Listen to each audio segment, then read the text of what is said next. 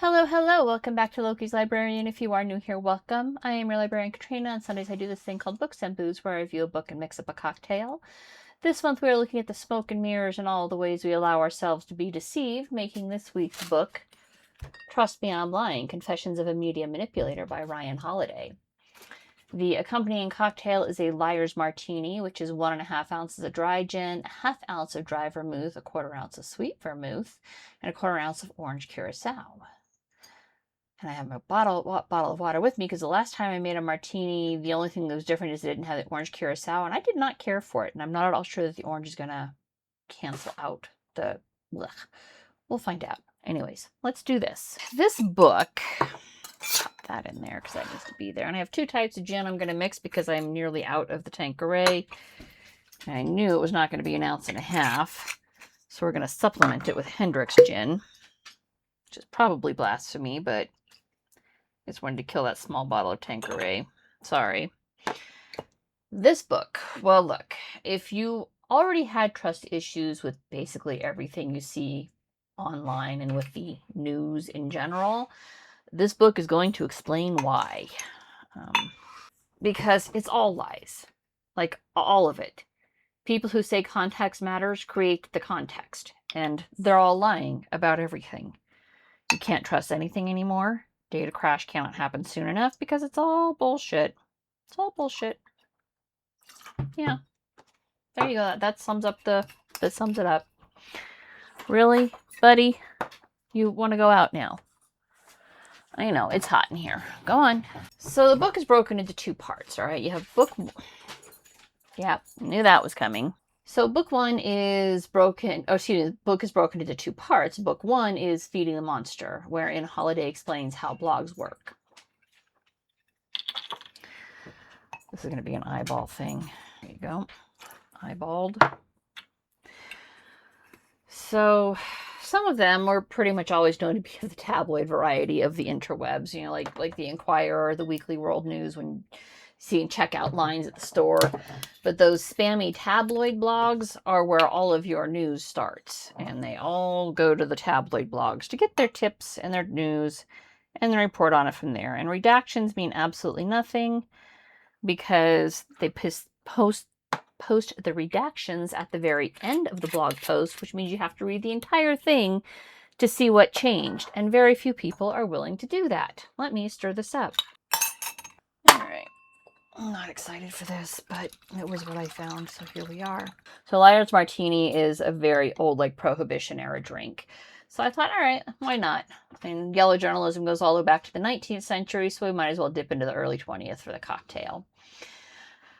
Okay. So, literally, it's all fake. All right, the spammy tabloid blogs feed the rest of the internet. Fake news is not just a Trump catchphrase. A whole lot of what you see online is fake news, and that includes from websites that are traditionally seen as reliable, real journalism, like the New York Times, Wall Street Journal, CNN, Business Insider. All of them get their tips from blogs, and blogs get their tips from media manipulators like Holiday. Nope. Nope. Nope. Nope. Nope. That is definitely not my thing. Oh, I'm glad I had the foresight to bring water up here. I get that martinis are still incredibly popular. I just don't get why. Ugh. Ugh. Like Holiday, I mean, he provided plenty of examples of what he did, but he is not the only one. For the low cost of... hair in my mouth... free, you too can become a media manipulator, and Holiday tells you how. And it can turn into a paycheck if you're any good at it. Holiday calls it media manipulation, but it goes by a much more broader and commonly known name. You can even get a degree in it at basically any university. Marketing. All it is manipulating the media to tell the story you want them to tell on behalf of your client. That's all marketing is. And Holiday provides 9 easy steps that will let you feed the monster. So, starting out with bloggers are poor, help them pay their bills. Look, bloggers get paid by posting constantly. So any tip, no matter how poor or incorrect, if it's fire, it's going to get clicks. And clicks are how bloggers get paid. So how do you get them a tip that will get them clicks? You tell them what they want to hear. Right? Your average blogger has their preferred audience. If they usually post anti-feminist screeds, give them what they want. If they're all about the misogyny of the average American male, give them what they want. They're more likely to post your tip for clicks if you spin what you're trying to sell to fit the blogger's target audience. Tip 3, give them what spreads, not what's good. Virality online is its own branch of study, and I'm pretty sure they study it in marketing. Your tip does not have to be good. It does not have to be accurate. It has to be clickbait, something that will make people click that button. Help them trick their readers. See tip 3. Clickbait gets the clicks. Clicks are how the blogger gets paid. Tip 5. Sell them something they can sell. Scandal sells. No one reads depressing news. They read about outrage. Rage sells. Happiness sells to a slightly lesser degree, but it does sell. Depression? Well, I mean, come on.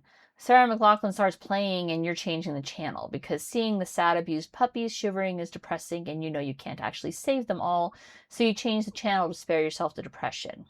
But rage? Oh yeah, rage sells. Rage sells. Make it all about the headline. Tip 6. I mean, face it, at some point in your life, you have shared something you read online just off the headline, only to find out later the headline was wrong and the lead was buried in the story. A well-written headline guarantees a click, which guarantees steps 1 through 6, basically, or 1 through 5, right?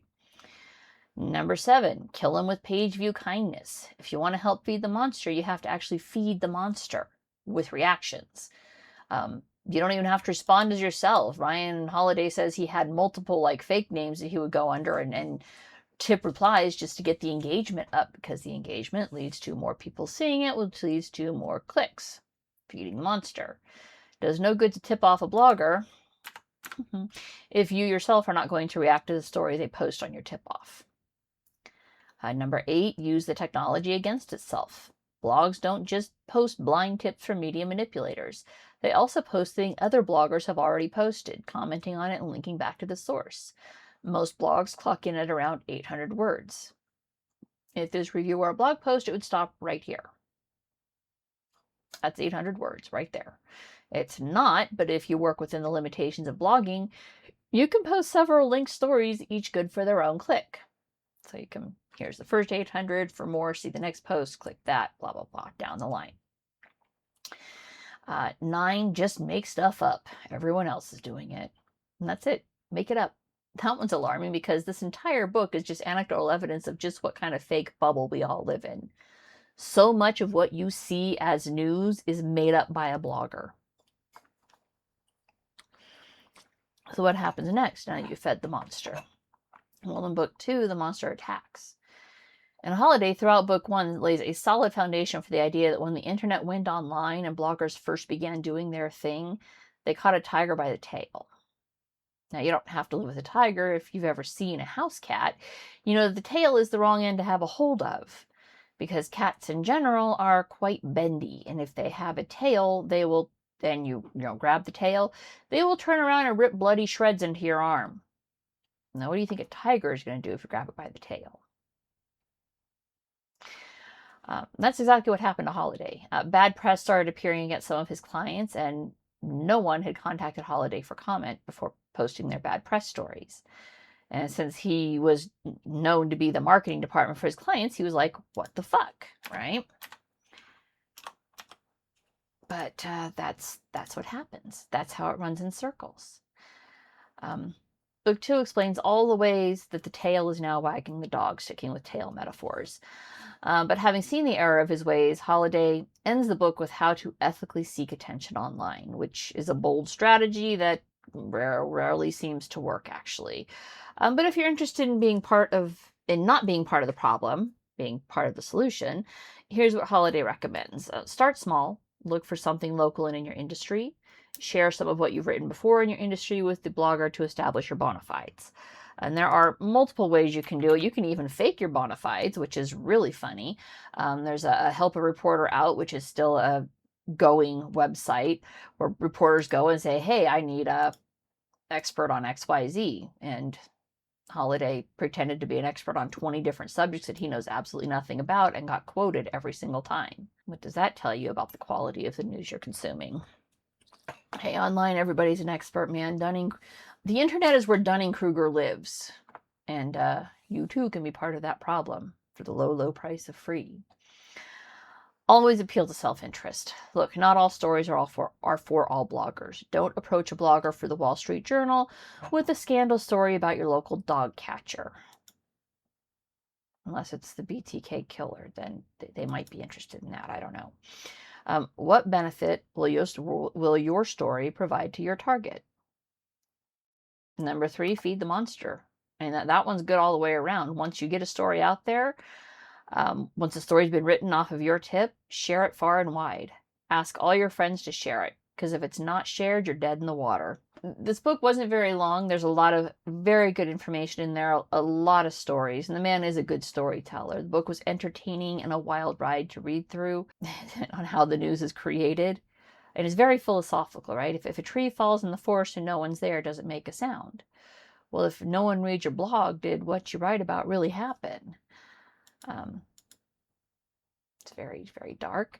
I did enjoy this one. I found the tips at the end were useful enough that I'm going to keep it on my shelf, not shuffle it into storage for like future marketing plans. But that's it for this week. I did enjoy this book. I do recommend it. I kept my review short because it is about 100 million degrees outside and there is no air conditioning in my office. I stay cool by opening my office door and letting the swamp cooler, which is right out there on my ceiling, blow cold air on me. And yeah, I'm hot, so I'm going to stop right here. But thank you very much for watching. If you liked what you saw, don't forget to subscribe, and I'll see you guys next week. Bye.